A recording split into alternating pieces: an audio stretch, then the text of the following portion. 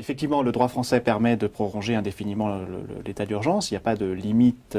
temporelle à la prorogation. La révision constitutionnelle qui est en cours de discussion tend à vouloir en imposer une dans la Constitution, qui serait de 3 mois, mais cela n'emporte que pour une prorogation de 3 mois en un seul bloc. Mais cela ne signifie pas qu'au terme de ces 3 mois, on peut proroger à nouveau. Si bien qu'en l'état actuel, la prorogation peut être votée pour une durée indéterminée, enfin elle ne peut pas être indéterminée puisqu'il faut en fixer une limite, mais il n'y a pas de limite à cette limite, elle peut être de 3 mois, de 6 mois, de 1 an, et une fois que la loi constitutionnelle sera adoptée, si elle l'est, ce ne pourra être que de 3 mois selon le vœu du Sénat ou de 4 mois selon le vœu de l'Assemblée nationale. Mais une fois qu'on arrive au terme de ces 3 ou 4 mois, on peut à nouveau le proroger, et donc cela ne pose aucune limite. Donc une génération qui connaîtrait seulement l'état d'urgence, je pense que là, à ce niveau-là, ce serait excessif. Et je rappelle que par la modification législative de la loi de 1955 intervenue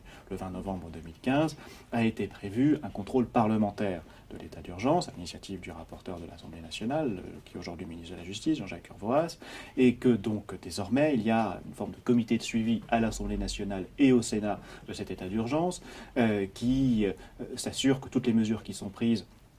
le sont en bonne et due forme. Alors le Parlement n'a d'autre pouvoir que celui de contrôler et d'informer, que ce serait éventuellement excessif, mais il est très vraisemblable que si l'état d'urgence devait être renouvelé indéfiniment de façon disproportionnée, de façon injustifiée, le Parlement se saisirait politiquement de la question. En tout état de cause, une nouvelle fois, l'année prochaine, il y a des élections. Celles-ci auront lieu, puisque ce n'est pas l'état d'urgence qui peut y mettre fin, et avec toute cette contingence politique, je ne crois pas un seul instant que l'état d'urgence puisse être poursuivi indéfiniment et jusqu'à ce que la guerre soit gagnée contre Daesh, à supposer que ce soit d'ici plusieurs années.